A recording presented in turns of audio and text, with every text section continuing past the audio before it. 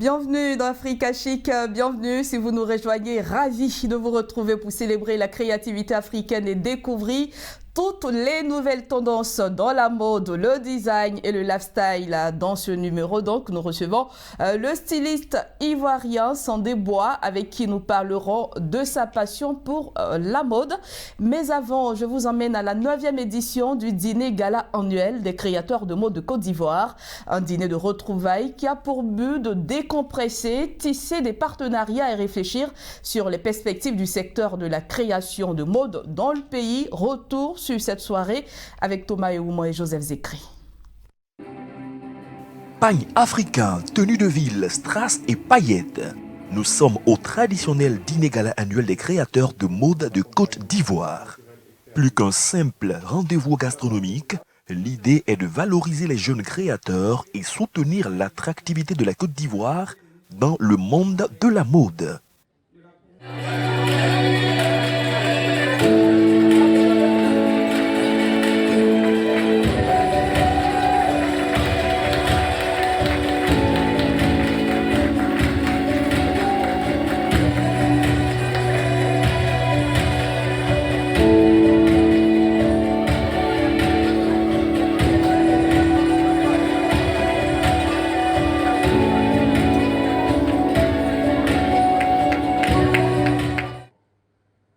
Comme à chaque édition, la fêtière des créateurs de mode de Côte d'Ivoire a intégré de nouveaux membres en son sein.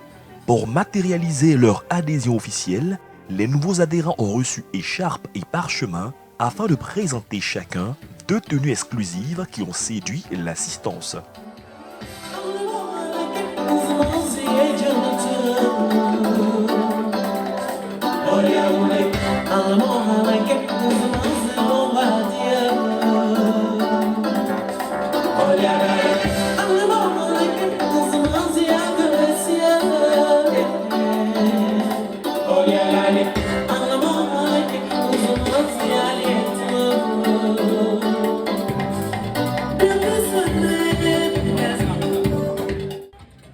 Parmi les nombreuses articulations de ce dîner des créateurs, il y a eu la remise des trophées d'honneur aux partenaires de l'association. L'ambition affichée de l'ACMCI, c'est de positionner Abidjan comme la capitale de la mode africaine, à l'instar de toutes les grandes capitales du monde. La soirée a été enrichie par les défilés de quelques-uns de ses membres, en présence de l'invité spécial de cette édition, l'école ivoirienne des sourds, qui a offert des tableaux à son hôte et certains de leurs bienfaiteurs en signe de reconnaissance.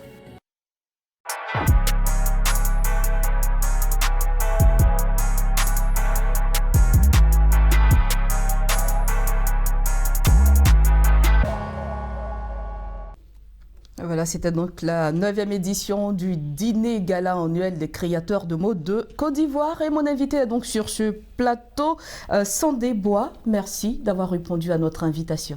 Merci beaucoup, le plaisir est partagé. Vous faites partie de l'Association des créateurs de mode de Côte d'Ivoire? La CMCI. La CMCI? Oui, pour le moment, je n'ai pas encore d'intérêt, mais j'essaie de faire un effort pour pouvoir faire partie. D'accord. Alors, pour nos téléspectateurs qui ne vous connaissent pas, c'est votre première fois dans Africa Chic. Pourriez-vous vous présenter aux téléspectateurs de Média en TV? Je suis styliste modéliste Sandé Bois Noël et j'excelle dans le domaine de la création des tenues de cérémonie, robes de mariage, les tenues de dot traditionnelles et puis les tenues classiques pour les hommes. Voilà. Et on suppose qu'il y a forcément une histoire en début. Expliquez-nous, depuis combien de temps vous êtes dans la création?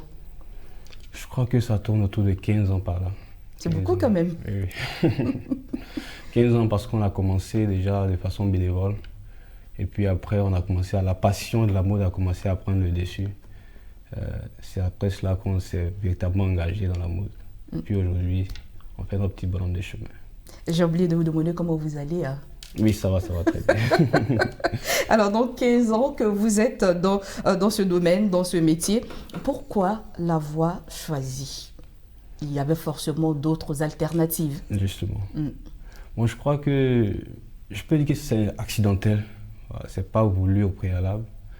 Après les études, dans les années 2010, 2011, bon, non 2002 je crois bien, 2002-2004, avec la crise.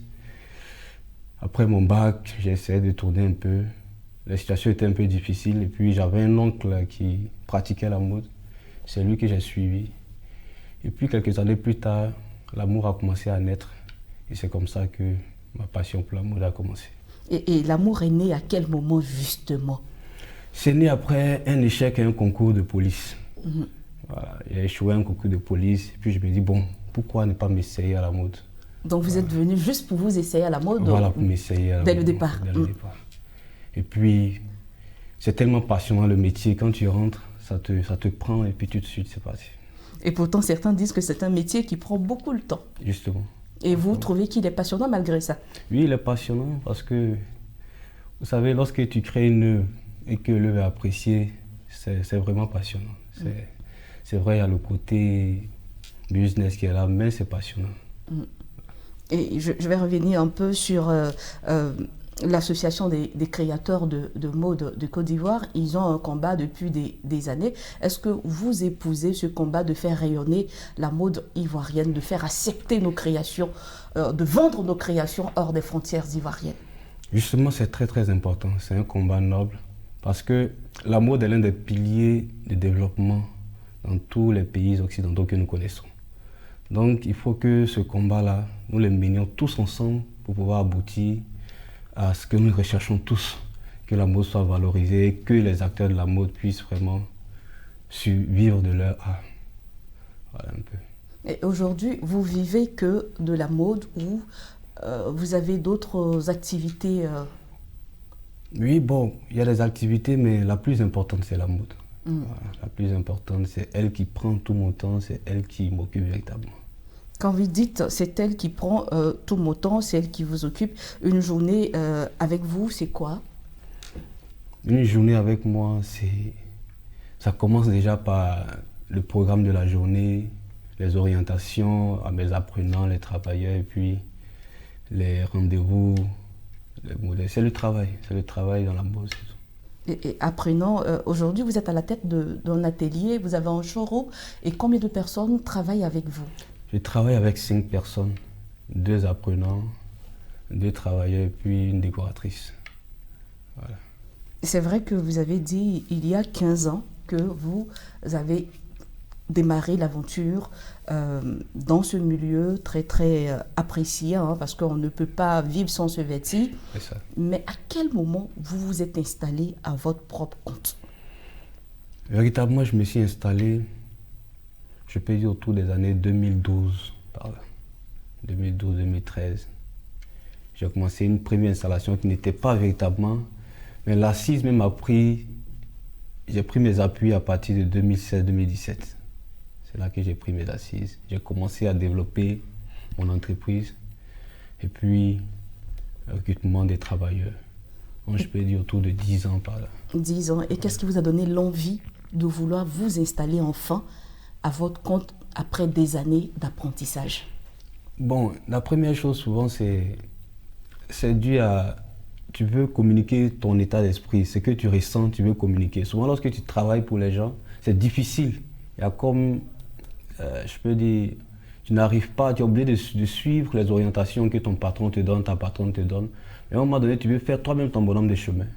Tu veux exprimer ce que tu ressens au travers de la mode. Est-ce qu'à un moment on se dit j'ai assez appris, c'est pour ça que je pars m'installer ou bien? Non, pas forcément. On ne finit jamais d'apprendre. On ne peut pas dire que j'ai assez appris. Mais on veut aussi être un peu autonome pour véritablement voir si on peut évoluer seul et puis si on peut réaliser de belles choses. Pour vous, à quel moment un apprenti, on va dire styliste ou couturier, doit quitter son maître et être indépendant? Bon, c'est relatif, franchement.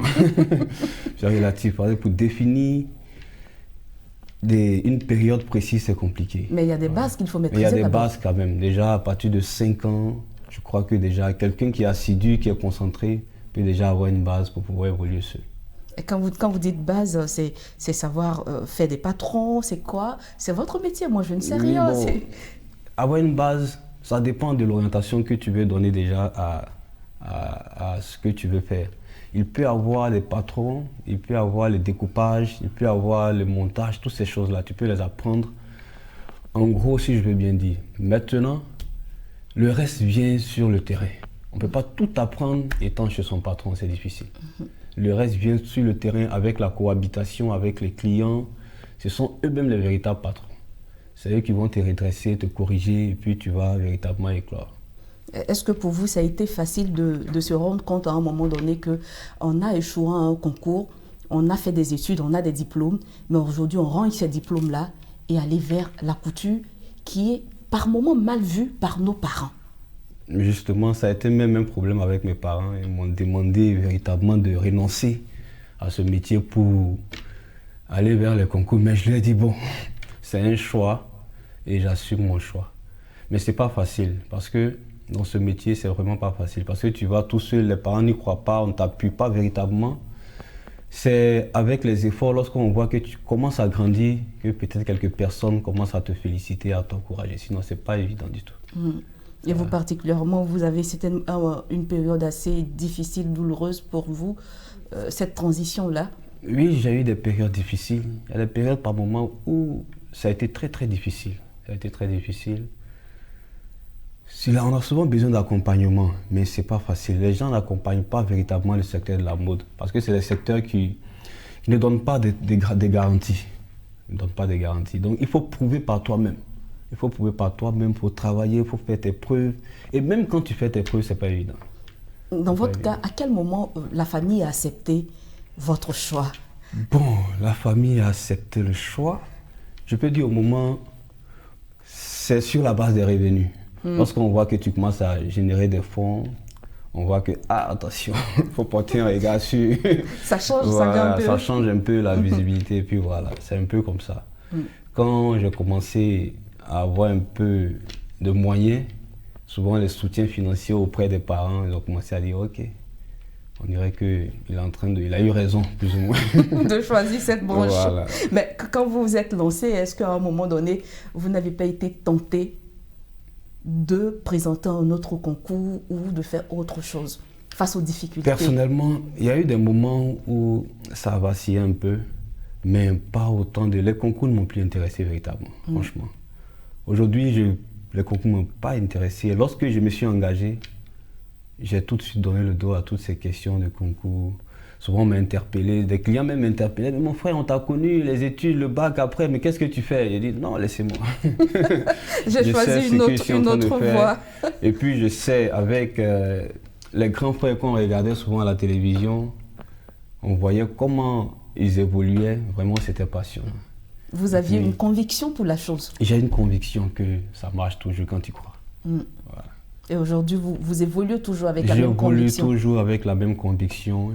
Et comme vous l'avez dit tout à l'heure, avec le combat que nos dévanciers mènent à travers la CMCI, tous ces combats-là, on y croit.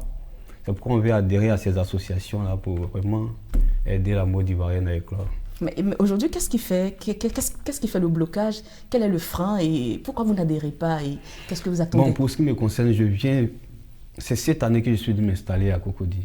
Ah, donc vous n'étiez pas... Voilà, je n'étais pas à Cocody, j'étais à Yopougon. Je vais faire d'abord mes bases, installer mon entreprise solidement et puis aller vers l'association avec tous les critères qu'ils demandent pour véritablement faire marche avec eux. On vous souhaite bonne chance. Merci beaucoup. Et Sandé Bois Noël, quel genre de création vous proposez?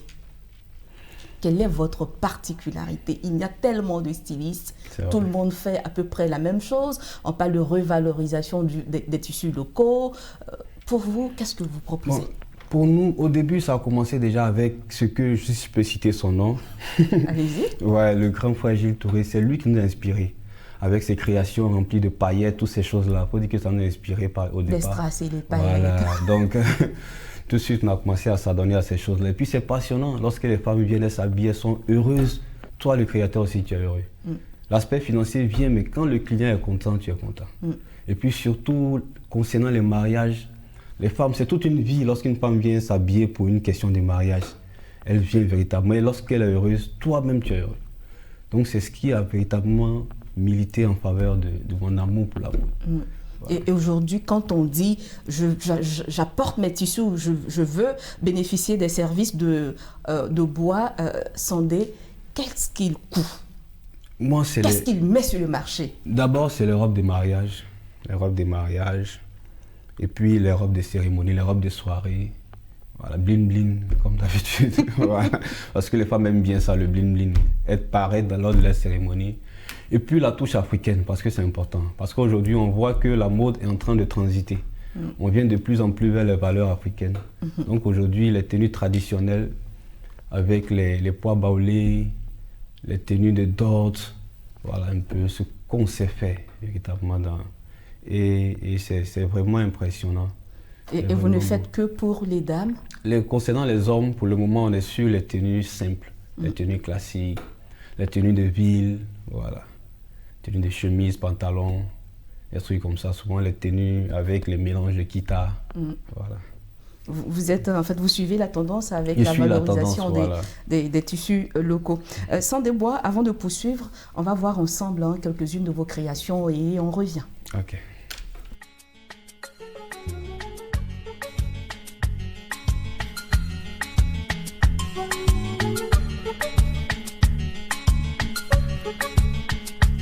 Baby, oh baby chérie, écoutez, moi, donne-moi où ton ça finit, la déchirée, qu'est-ce moi.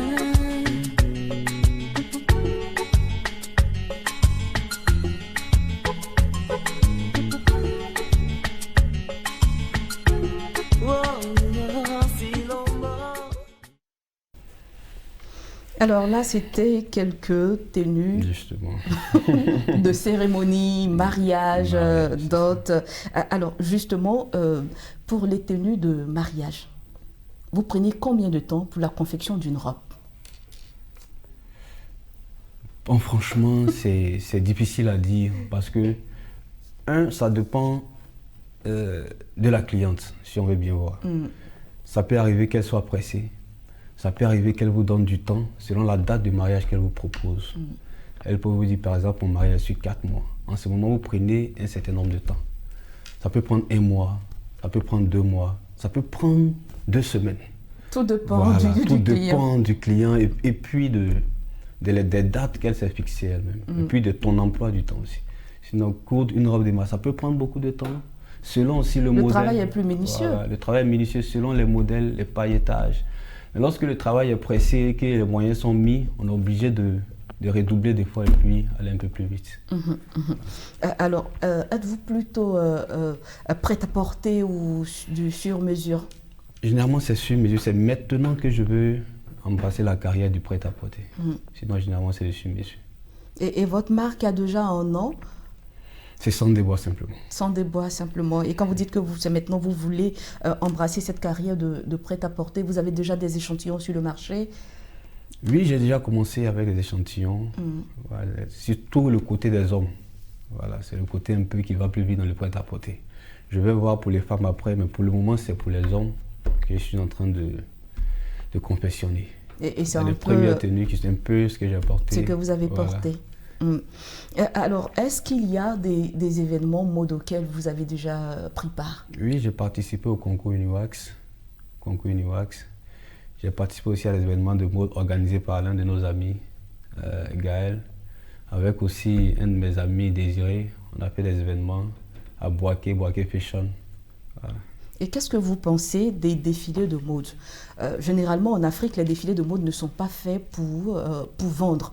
C'est juste présenter ce qu'on sait faire, nos créations. Justement. Votre avis sur ces défilés de mode?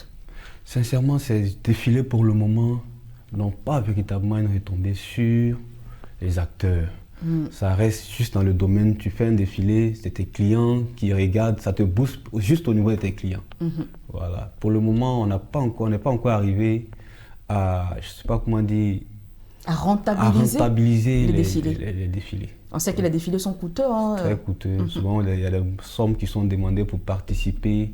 Il y a des documents, il y a beaucoup de choses. Selon le niveau du défilé. Est-ce que vous envisagez un jour organiser un défilé qui sera différent de ce qu'on voit déjà sur le terrain? Justement, j'y travaille, je suis en train de réfléchir avec des amis, réfléchir comment faire pour donner quelque chose de nouveau, donner des orientations nouvelles. Souvent, il y a des jeunes qui sont là, qui ont envie de participer, mais ils ne savent pas qu'est-ce qu'ils gagnent véritablement. Participer à un événement de mode, qu'est-ce que je gagne? Donc, c'est un peu ce combat qu'on essaie de mener. Créer des événements de mode où on peut vendre, où on peut vraiment fructifier le business. C'est un peu ça. Pourquoi pas? Et jusque-là, quelle est la plus grande difficulté à laquelle vous avez été confronté dans l'exercice de votre métier? Au début, c'est d'abord l'agrandissement de l'entreprise. C'est pas facile. Tu peux aller sur la base de tes clients, tu peux avoir une renommée, mais pour agrandir l'entreprise, c'est un peu difficile. Voilà, ça demande beaucoup de moyens. Et puis aussi, pour réaliser les boutiques, les showrooms, c'est pas facile. Ça demande beaucoup de moyens. Beaucoup d'accompagnement. Ouais, d'accompagnement. Puis aussi, il y a la main-d'œuvre qui manque sur le marché, franchement. Les jeunes ne veulent plus apprendre, c'est devenu difficile. Avant, tu pouvais trouver des apprentis à un point fini, mais maintenant, c'est difficile. Et pourtant, avant, c'était plus compliqué parce qu'on se disait le métier de couture n'est pas un métier qui nourrit son homme. Mais aujourd'hui, on parle plus de styliste que de couturier. Oui, justement, mais c'est vrai, il y a des gens qui ont l'esprit ouvert sur le métier, mais à la base, les jeunes se désintéressent, franchement.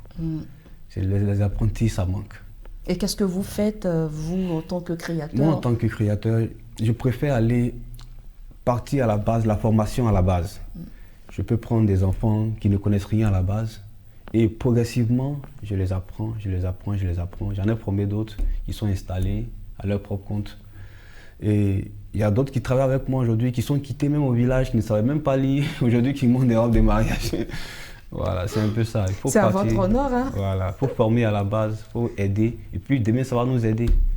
Voilà, souvent, on a l'impression que non, il ne sait pas lire, il ne sait pas écrire, donc bon, il ne peut ça pas... sera plus compliqué. Voilà, mais il faut l'aider. Quand tu vas l'aider, ça va t'aider toi-même. Évidemment. En Côte d'Ivoire, on dit que les stylistes, les couturiers donnent de faux rendez-vous aux clients. Il y a toujours des situations imprévues. À votre niveau, comment vous gérez cela? D'abord, qu'est-ce que vous dites de ce que pensent les gens? C'est vraiment compliqué cette affaire de rendez-vous, c'est pas facile. Ça nous arrive de donner des faux rendez-vous, souvent c'est vrai. Voilà, parce qu'avec les commandes, avec le nombre d'employés qui n'est pas à la hauteur des commandes, c'est souvent difficile. Et puis la complexité des modèles, on a parlé tout à l'heure de combien de temps il faut pour un modèle. Et puis vis-à-vis des charges fixes, parce que tout ça, c'est autour de ça que ça tourne. Voilà. Donc, on est obligé souvent, par moment, tu es surchargé, mais tu fais appel souvent à des amis, à des sous-traitants que tu peux appeler pour dire aide-moi dans tel domaine, aide-moi dans tel domaine. Seulement dans le domaine du mariage, c'est compliqué. Parce que là, pour les essayages, c'est toi, tout c'est toi. C'est ça qui rend souvent la tâche un peu difficile. Et vous, quand ça vous arrive, vous gérez ça comment? Quand ça m'arrive, tu es obligé de travailler. Voilà. Non, tu dois faire face. Dans les mariages, tu peux décaler un rendez-vous, mais tu ne peux pas doubler. Voilà. C'est le important, mariage, oui. tu peux pas. C'est important. Tu vas tout faire, peu importe la situation, il faut rendre les vêtements pour le mariage, sinon c'est compliqué. Et aujourd'hui, qu'est-ce que ce métier vous apporte? D'abord, ça m'apporte une indépendance financière, c'est déjà important. Une assurance, ça me permet de m'exprimer dans la société. Et puis, je l'ai dit tout à l'heure, tu donnes du savoir aux jeunes frères, et puis c'est ça un peu le plus important. On est aussi heureux de faire ce qu'on aime. Hein. Voilà. Et comment vous voyez l'avenir de la mode en Afrique? On va d'abord aller en Côte d'Ivoire. Hein, oui, en Côte d'Ivoire d'abord. Bon, l'avenir de la mode en Côte d'Ivoire, aujourd'hui on voit très bien, les gens commencent de plus en plus à s'intéresser au secteur de la mode. Il y a des personnes qui commencent à voir en ce secteur-là un secteur qui est vraiment fructueux. Donc ils apportent les moyens. Donc l'avenir, ça passe forcément par l'industrialisation. On ne peut pas faire subvenir vraiment aux besoins énormes de tous ces consommateurs sans passer par l'industrialisation. C'est difficile. Et vous êtes tous unanimes là-dessus? Non, c'est obligé. Parce qu'aujourd'hui, nous sommes inondés par les produits étrangers venant de Chine, de l'Occident. Je peux parler même de 60, peut-être même plus, 60%, 70% de vêtements portés en Afrique, en Côte d'Ivoire, viennent de l'extérieur. Et pourtant, on ne manque pas de matière et de compétences en la matière. Justement. Et aujourd'hui, sur quel projet travaillez-vous actuellement?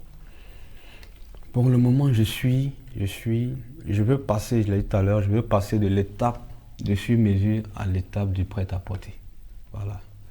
Et je suis en train de travailler là-dessus. Et ensuite, faire des boutiques. Parce que c'est important, il faut vendre, il faut créer ta ligne de vente, ta ligne de commercialisation. Donc je veux passer à cette étape-là, créer une boutique, ensuite deux, et ainsi de suite. Et puis aussi, agrandir mon entrepôt. Parce que plus la demande est forte, plus les commandes, il faut produire les vêtements. Très bien. André, Sandé Bois, votre dernier mot, nous sommes pratiquement à la fin de cette émission. Vraiment, mon mot de fin sera à l'endroit de toutes ces personnes qui ont envie d'investir dans un secteur en Côte d'Ivoire. Je peux dire que le secteur de la mode est un secteur pourvoyeur d'emplois et de revenus. Je souhaite que les gens s'intéressent de plus en plus à tous ces acteurs de la mode qui sont bons, qui sont talentueux, mais qui sont à la recherche de financement. Voilà, on espère que votre cri sera entendu. Merci beaucoup. En tout cas, merci à vous, Sandé Bois, de nous avoir accordé cette interview. Et merci d'être passé sur le plateau d'Africa Chic. On vous souhaite beaucoup de bonheur, beaucoup de succès dans votre carrière. Merci beaucoup. Le plaisir est partagé. Voilà, vous l'avez compris, nous sommes à la fin de cette émission. Merci à tous nos téléspectateurs. Merci également à l'équipe en régie. On se retrouve la semaine prochaine pour un autre numéro. D'ici là, portez-vous bien.